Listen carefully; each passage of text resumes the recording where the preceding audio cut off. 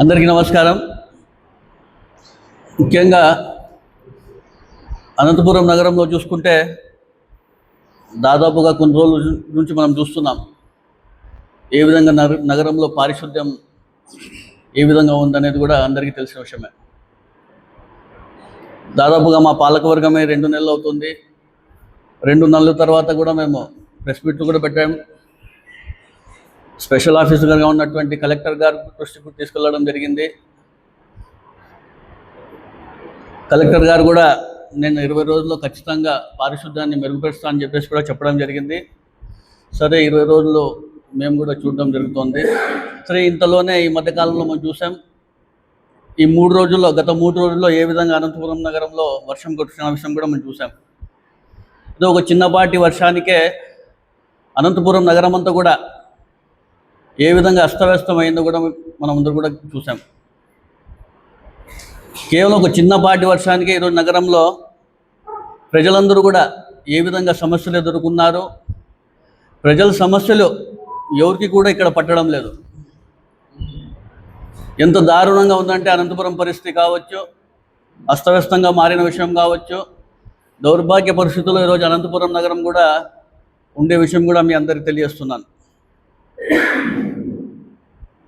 ఏదో చెట్లు పడిపోయాయి, కార్ల పైన కావచ్చు, కొన్ని కాంపౌండ్ల పైన చెట్లు పడిపోవడం కావచ్చు, వైర్ల పైన చెట్లు పడిపోవడం కావచ్చు, మెయిన్ రోడ్లో అన్నీ కూడా మధ్యలో చెట్లు పడిపోయి, సందుల్లో చెట్లు పడిపోయి దాదాపు 3 రోజులు అవుతున్నా కూడా ఇప్పటికి కూడా వీళ్ళు క్లియర్ చేస్తున్నారంటే కూడా ఎంత దౌర్భాగ్య పరిస్థితుల్లో మన అనంతపురం నగరం ఉండే విషయం కూడా మీ అందరికీ కూడా నేను తెలియజేస్తున్నాను.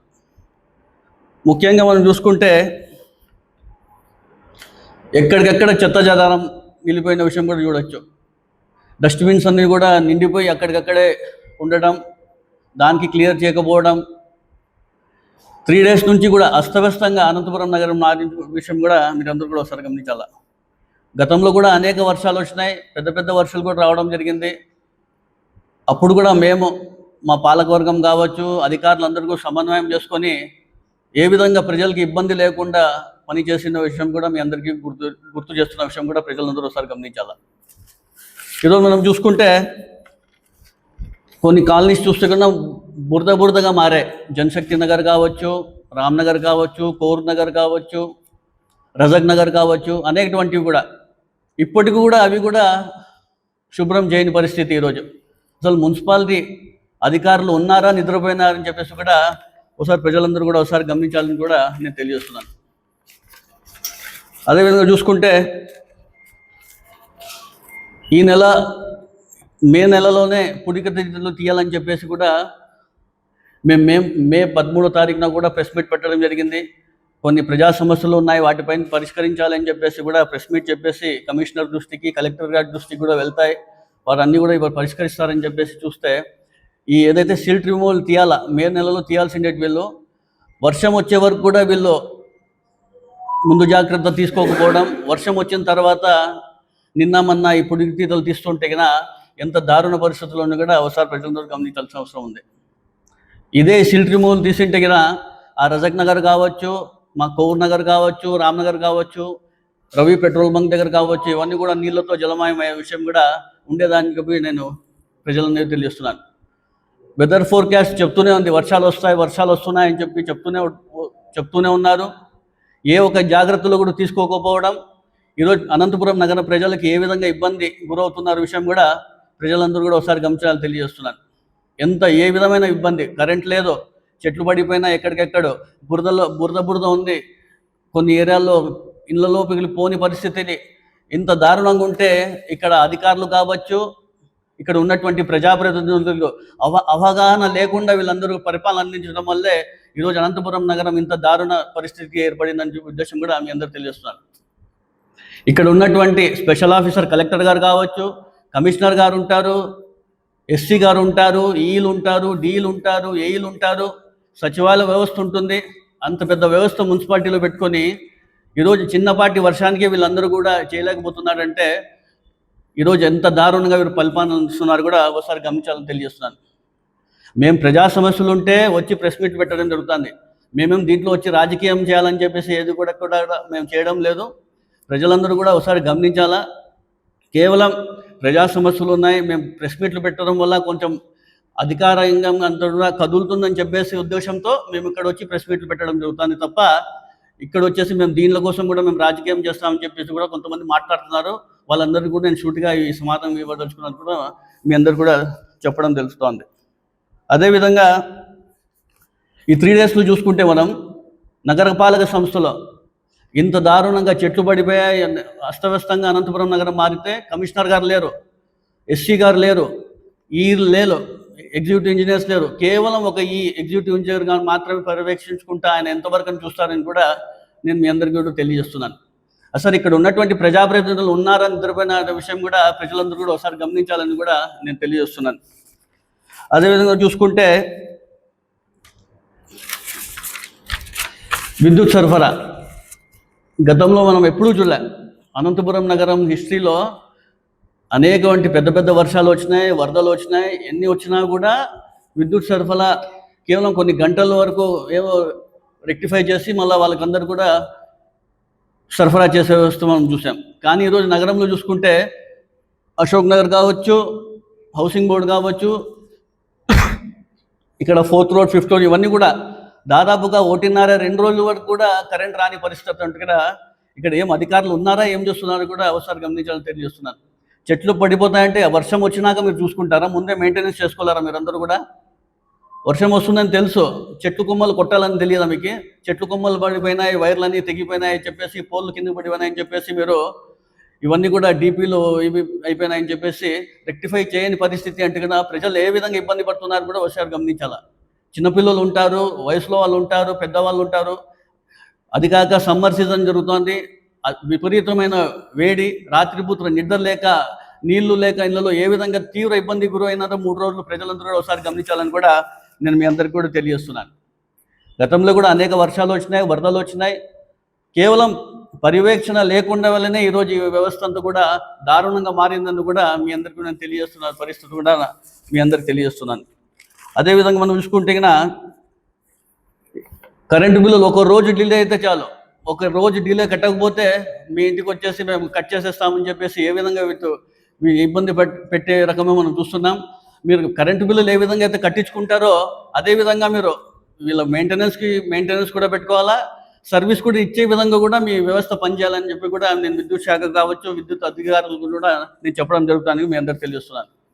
అదే ఈ మధ్యకాలంలో మనం చూసుకుంటే హాస్పిటల్ సంబంధించే ఎంత దారుణంగా పరిస్థితి ఉందో కూడా ఒకసారి గమనించాలా. ఇది నేను చెప్పేది కాదు, ఈ మధ్యకాలంలో చూసుకుంటే అనేక పత్రికల్లో హాస్పిటల్ సంబంధించి ఏ విధమైన న్యూస్లు వస్తున్నాయో కూడా ఒకసారి గమనించాలా. వెంటిలేటర్ పెద్ద ఆసుపత్రి అని చెప్పేసి మీ ఎల్లో మీడియాకి సంబంధించే పేపర్లోనే, ఆంధ్రజ్యోతిలోనే ఈరోజు పెద్ద ఆసుపత్రులు ఏ విధంగా వెంటిలేటర్లు పోయిందని చెప్పేసి ఇంత పెద్ద ఎత్తున ఇంత హెడ్లైన్స్లో రావడం చూస్తుంటే ఎంత దారుణంగా గవర్నమెంట్ హాస్పిటల్ మారిందో విషయం కూడా ఒకసారి గమనించాలా. అసలు అధికారులు ఏం చేస్తున్నారు, ప్రజాప్రతినిధులు ఏం చేస్తున్నారు? నగరంలో జీజీహెచ్ అంటేనే పేదలకు ఒక భరోసా, ఇక్కడ వెళ్తే మాకు మంచి జరుగుతుంది, ఇక్కడ వెళ్తే ఒక మంచి వైద్యం అందిస్తారని చెప్పే ఉద్దేశంతో గ్రామాల నుంచి, మండలాల నుంచి అనేక మంది రావడం, ఇక్కడ వచ్చి వైద్యం చేసుకొని వెళ్ళడం మనం చూసాం. కానీ ఈరోజు మనం చూసుకుంటే ఎంత దారుణంగా మారిందో ఒకసారి ప్రజలతో గమనించాలా. హాస్పిటల్లో చూసుకుంటే శానిటేషన్ అంత అధ్వానంగా మారింది. చిన్నపాటి వర్షం పడితే అక్కడ పేషెంట్స్ ఏ విధంగా ఇబ్బంది పడుతున్న విషయం కూడా అధికారులు ఒకసారి గమనించాలని తెలియజేస్తున్నాను. అక్కడ వెంటిలేటర్లు సరిగ్గా పని చేయమంటున్నారు. అదేవిధంగా రోగులకు ఏ విధంగా అయితే భోజనాలు పెట్టాలో అవి కూడా సరిగ్గా అందికపోవడం కూడా చాలా బాధాకరంగా చూడడం మీ అందరికి తెలియజేస్తున్నాను.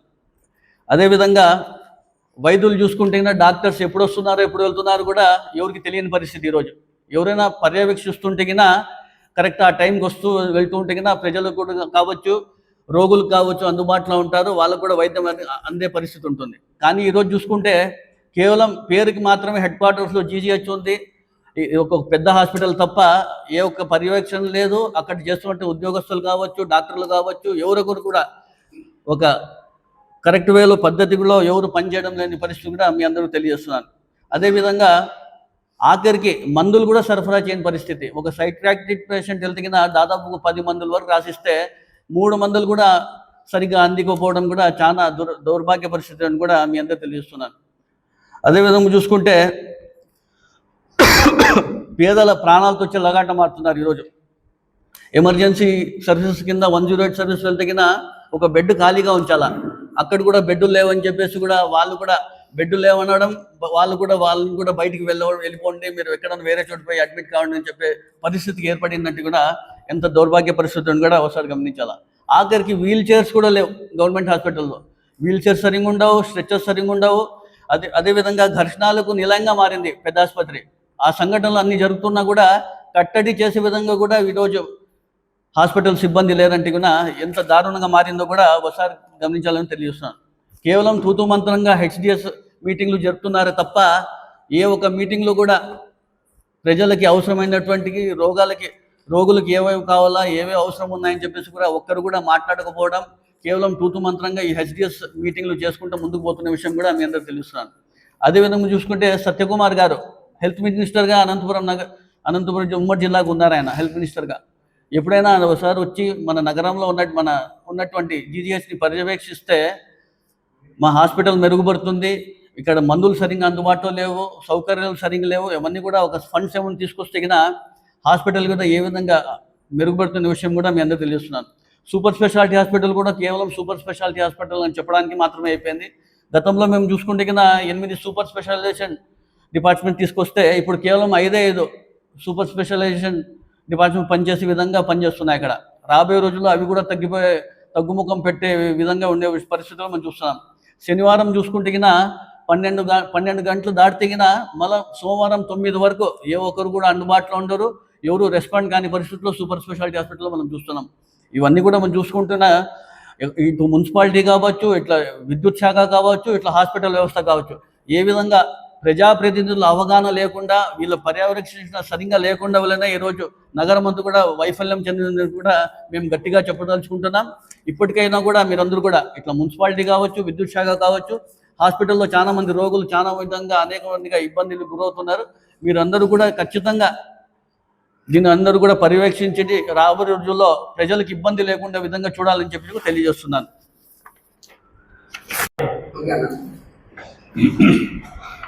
మీడియా మిత్రులకు నమస్కారం. ఈరోజు మీడియా సమావేశం ముఖ్య ఉద్దేశము అనంతపూర్లో చెత్త పాలన. ఈ చెత్త పాలన గురించి ఇక్కడుండే స్థానిక నాయకులు, ఎమ్మెల్యే గారు ఎంత మంచి పాలన అందిస్తున్నారు ఈ అనంతపురం ప్రజలకు అనేది ప్రజలకు తెలియజేయాలనే ఉద్దేశంతోనే ఈరోజు ఈ మీడియా సమావేశం ఏర్పాటు చేయడం జరిగింది. ఈ మధ్యకాలంలో అనంతపూర్లో హర్షించదగిన విషయం ఏమంటే వర్షాలు మంచిగా కురుస్తున్నాయి, దాన్ని హర్షించదగిన విషయమే. కానీ అధికారుల వైఫల్యాలతో, పర్యవేక్షణ లేకపోవడంతో అనంతపురం అంతా అంధకారం అయిపోయింది. మొన్నటి రోజున పడిన వర్షానికి దాదాపు 24 గంటలు 35 గంటలైనా కూడా కొన్ని ప్రాంతాలలో విద్యుత్ సరఫరానే లేదు. దీని వైఫల్యం ఎక్కడుంది? అధికారులతో సమన్వయం చేసుకొని ఎమ్మెల్యే గారు ఒక మీటింగ్ ఏర్పాటు చేసుకుంటే వర్షాకాలంలో మనం ఏ విధంగా ప్రికాషన్ తీసుకోవాలి, ఏ విధంగా మనము చర్యలు తీసుకోవాలి, విపత్తు ఏదైనా ఏర్పడినప్పుడు ఏ విధంగా ఉండాలనేది తెలుస్తుంది. ఇక్కడ క్లియర్గా తెలిసేది ఏమంటే స్థానిక ఎమ్మెల్యే గారికి అనంతపురం గురించి అవగాహననే లేదు. అదే ముఖ్యంగా ఈ ఫెయిల్యూర్కి ఇది కూడా నేను తెలియజేస్తున్నా. అదేవిధంగా హాస్పిటల్ వెంటిలేటర్ పైన ఉందా, అధికారులు వెంటిలేటర్ పైన ఉన్నారా, లేకపోతే హాస్పిటల్ కమిటీ వెంటిలేటర్ పైన ఉందా కూడా తెలియజెప్పాల్సిన అవసరము కలెక్టర్ గారి మీద కూడా ఉంది, స్థానిక ఎమ్మెల్యే దగ్గుబాటి ప్రసాద్ అన్న పైన ఉంది. ఖచ్చితంగా చెప్పాలి. వాళ్ళు హాస్పిటల్కి ఒక మానిటరింగ్ కమిటీ ఉంటుంది, డెవలప్మెంట్ కమిటీ ఉంది. ఆ డెవలప్మెంట్ కమిటీ ఏం చేసింది? ఈ మధ్యకాలంలో తరచూ హాస్పిటల్లో గొడవలు, ప్రతి పేషెంట్కి వాళ్ళు ట్రీట్మెంట్కి వస్తే వాళ్ళు ఎంత అవస్థ పడుతున్నారనేది అందరికీ తెలిసిన విషయమే. ప్రతిరోజు పేపర్లో పెద్ద ఆసుపత్రి గురించి ఏదో ఒక ఆర్టికల్ వస్తూనే ఉంది. అంటే వీళ్ళకి ఎవ్వరికి చలనం లేదా, బాధ్యత లేదా? మీరు ఎమ్మెల్యే అయిపోతాని మీ బాధ్యత అయిపోయింది అనుకుంటున్నారా? ప్రజలు ఓట్లేసి గెలిపించిండేది ఈ అనంతపురం నగరంలో ఏ సమస్య వచ్చినా కూడా మీరు ముందుండాలని ఎమ్మెల్యే గారు. మీరు అలా కాకుండా నేను ఎమ్మెల్యే అని చెప్పి ఎప్పుడో విజిటర్ మాదిరి మీరు వస్తే మాత్రము ఇదే విధంగా కంటిన్యూ జరుగుతుంటాయి. అధికారులకు కూడా ఒక కంట్రోల్ అనేది ఉండదు. దాన్ని మీరు ఖచ్చితంగా మీరు చూడాలి. మీ దృష్టికి తెస్తున్నాం. హాస్పిటల్ డెవలప్మెంట్ కమిటీ సమావేశం జరిగి ఎన్ని రోజులైంది? ఏ నిర్ణయాలు తీసుకున్నారు? హాస్పిటల్లో జనరేటర్ లేదని చెప్పి ఒక ధర్మవరం వాసి ట్రీట్మెంట్ తీసుకుంటూ మోహన్ అనే వ్యక్తి 40 సంవత్సరాల అతనికి చనిపోయినాడు. కేవలం విద్యుత్ ఆగిపోవడం వలన, మీ హాస్పిటల్లో జనరేటర్స్ పనిచేయకపోవడం వలన అక్కడ అధికారుల వైఫల్యం నీట్గా కనిపిస్తుంది. చర్యలు ఏమైనా తీసుకున్నారా? వీటికన్నిటి కూడా మీరు సమాధానం చెప్పాల్సిన అవసరం ఖచ్చితంగా ఉంది. అదేవిధంగా అనంతపురం నగరంలో అనంతపురం నగరపాలక సంస్థ ఏ విధంగా ప్రజలకు సేవలు చేస్తుంది, ఏ విధంగా పారిశుద్ధ్యం మీద శ్రద్ధ ఉందని కూడా మీరు గమనించాలని చెప్పి కూడా మీకు తెలియజేస్తున్నాము. గతంలో మేము మే 13వ తారీఖున బహుశా మేము మీడియా సమావేశం పెట్టి అనంతపురంలో ఏ విధంగా ఉంది ఈ చెత్త పాలన, ఈ చెత్త నాయకులు చేస్తున్న చెత్త పాలన ఎట్లా ఉంది ఏం అనేది మేము క్లియర్గా చెప్పినాం. చెప్పిన రోజున కలెక్టర్ గారు కూడా 20 రోజులు టైం పెట్టి 20 రోజుల్లో మొత్తం అనంతపురం మారిపోతుందన్నట్టు మా భరోసా ఇచ్చినారు. 20 రోజులు అయింది, మారింది, అనంతపురం మారింది, అంధకారం అయిపోయింది. అనంతపురం కలెక్టర్ గారు, కమిషనర్ గారు మీరు గమనించండి, ఏం జరుగుతుంది అనేది కూడా మీరు గమనించాలని తెలియజేస్తున్నాను. అదేవిధంగా ఇంకో విషయం చెప్తున్నాను. స్థానిక ఎమ్మెల్యే గారు ఎక్కడికి వెళ్ళినా కూడా 10 ఏళ్ళ నుంచి 20 ఏళ్ళ నుంచి చేయని అభివృద్ధి మేము చేసినానంటారు. మీరు 10 ఏళ్ళ నుంచి 20 ఏళ్ళ నుంచి చేయని అభివృద్ధి 3 రోజుల్లో మీరు అభివృద్ధి మీకు కనిపిస్తుంది. అనంతపురం ఏమైంది అనేది మీకు తెలుస్తుంది. నేను ఒకటే చెప్పదలుచుకున్నాను, మాటలు చెప్పడం చాలా ఈజీ. మీరు ఎక్కడికి వెళ్తే ఆ టైంకి మాట్లాడేస్తారు, వెళ్ళిపోతారు. అది అమలవుతుందా లేదా అని కూడా మీరు గమనించాలని చెప్పి కూడా నేను స్థానిక ఎమ్మెల్యే గారికి తెలియజేస్తున్నాను. ఆ విషయం ఎందుకు చెప్తున్నానంటే జనశక్తి నగర్లో ప్రొటెక్షన్ వాళ్ళ గురించి మీరు ఎమ్మెల్యే గెలిచిన 1-2 నెలల్లోనే అక్కడ విజిట్ చేసినారు. డిపిఆర్ అయిపోయింది, శాంక్షన్ అయిపోయింది, రేపో మాపో కట్టేస్తాం అన్నట్టు మీరు చెప్తారు. అదేవిధంగా డంప్యాడ్కి వస్తారు, ఓ శ్రీ రేపులాగా అక్టోబర్ అంటారు, డిసెంబర్ అంటారు, మార్చ్ అంటారు. డంప్యాడ్ మాత్రం క్లీన్ కాదు, అది కొండలు పేరుకుపోతానే ఉంది. ఎక్కడికి వెళ్ళినా అనంతపురంలో అన్నీ నేనే చేసినానంటారు. మీరు చేసింది ఏమీ లేదు. అభివృద్ధి అంటే వైఎస్ఆర్ కాంగ్రెస్ పార్టీ పాలక వర్గంలో వైఎస్ఆర్ కాంగ్రెస్ పార్టీ ప్రభుత్వం ఉన్నప్పుడు, అనంత వెంకటరామరెడ్డి గారు ఉన్నప్పుడు జరిగింది అభివృద్ధి. ఎన్ని వేల కోట్ల అభివృద్ధి మేము చేసినాం. స్పెషల్ గ్రాంట్ 25 కోట్లు తెచ్చారు అనంత వెంకటరామరెడ్డి గారు అనంతపురం అభివృద్ధికి. మీరు ఈ 2 ఏళ్ల కాలంలో ఏదైనా తెచ్చారా? ఏ గ్రాంట్ అయినా తెచ్చారా? సపరేట్గా ఏదైనా కూడా మనకు హక్కుగా వచ్చే అనంతపురం నగరపాలక సంస్థకు హక్కుగా వచ్చే ఆ మొత్తాన్నే మీరు డెవలప్మెంట్ కోసం వాడుతున్నారు. అది కూడా అరాకొరాగానే పనులు జరుగుతున్నాయి. ఇవన్నీ గమనించండి. తర్వాత మీరు మా మాజీ కార్పొరేటర్ నరసింహులు గారు చెప్పినట్టు 62 గెలుస్తారో 72 గెలుస్తారో తర్వాత చూద్దాం. ఫస్ట్ మీరు అనంతపురం నగర ప్రజలకు, మీకు ఓటేసిన గెలిపించిన వాళ్ళకి మంచి సేవ చేయండి. వాళ్ళకి ఎటువంటి ఆటంకం లేకుండా అన్ని విషయాల్లో కూడా మీరు ముందుండండి. తర్వాత 62 72 అనేది స్థానిక సంస్థల్లో మేము కూడా రెడీగా ఉన్నాము. మేము కూడా ఖచ్చితంగా ఏఎంసీని కైవసం చేసుకుందని కూడా మా ప్రణాళిక మాకు ఉంటుంది. ఖచ్చితంగా అనంతపురం నగరపాలక సంస్థ మళ్ళీ వైఎస్ఆర్ కాంగ్రెస్ పార్టీ పాలకవర్గం వస్తుందని తెలియజేస్తున్నాను. Thank you. మీడియా మిత్రులకి, అదేవిధంగా నాతోటి వైఎస్ఆర్సీపీ లీడర్లందరికీ కూడా నా యొక్క నమస్కారాలు. ముఖ్యంగా ఈరోజు ఈ ప్రెస్ మీట్ ఉద్దేశం ఏమంటే, మా కార్పొరేటర్లు పదవీ కాలం అయిపోయి దాదాపుగా 2 నెలల 15 రోజులు పూర్తి అయింది. ఈ మధ్యలో ఈ 2.5 నెలల కాలంలో అనంతపురం అర్బన్ పరిస్థితి చూస్తూ ఉంటే ప్రతిరోజు ప్రతి ఒక్కరు కూడా పేపర్లో చూస్తున్నారు. ప్రజలు ఈరోజు లవోదిబోవని కొట్టుకుంటా ఉన్నారు. ఈ శానిటేషన్ వర్కర్లు ఎక్కడ పోయారు? తర్వాత కమిషనర్ అసలు అనంతపురం మున్సిపల్ ఆఫీస్ కమిషనర్ ఉన్నాడా లేదా? ఇది మెయిన్ కావాలి మాకు. ఎందుకంటే గత ఈ 3 రోజుల నుండి 3 రోజులే కాదు, దాదాపు అంతకుముందు 1 వీక్ ముందు కూడా వారం కిందట కూడా వర్షం పడింది. 10 రోజులు కావస్తూ ఉంది. ఈ 10 రోజుల కాలంలో వర్షం గాలి రావడం వల్ల చెట్లు ఎక్కడెక్కడ పడిపోయాయి. మరి ఈ కమిషనర్ గారు చెట్లు ఎక్కడ పడిపోయినాయి, ఎక్కడ ప్రజలు ఇబ్బంది పడుతున్నారు అని పర్యవేక్షణ చేస్తున్నాడా లేదా, అసలు ఉన్నాడా లేదా? ఒక 15 రోజుల కిందట చూసాము ఎన్నో కమిషనర్ను, ఎమ్మెల్యే గారిని, మన మున్సిపల్ ఆఫీస్కు స్పెషల్ ఆఫీసర్, కలెక్టర్ గారు ముగ్గురు కలిసి ఏం చెప్పారు? శానిటేషన్ పైన మేము ఒక ప్రణాళిక 30 రోజుల్లో కంప్లీట్ చేస్తామని చెప్పి ఒక ప్రణాళిక తయారు చేశాము అని చెప్పారు, యాక్షన్ ప్లాన్. మరి మీరు ఈ ప్రణాళిక చేసినప్పుడు ఈ ప్రణాళిక ఉద్దేశం ఏమని చెప్పారు? మీరు ఏ డివిజన్లో, ఏ వీధిలో, ఏ టయానికి శానిటేషన్ వర్కర్లు వస్తారు, అక్కడ ట్రాక్టర్లు వచ్చి చెత్త ప్రతి ఇంటి ఏ టైంలో ఆ ఇంటి ఓనర్లు చెత్త ఇవ్వాలనే ఒక ప్రణాళిక తయారు చేశారు. మరి ఈ ప్రణాళిక ఉద్దేశంలో మీరు ఈ 15 రోజుల్లో ఎక్కడైనా ప్రజలకు అవగాహన కల్పించారా?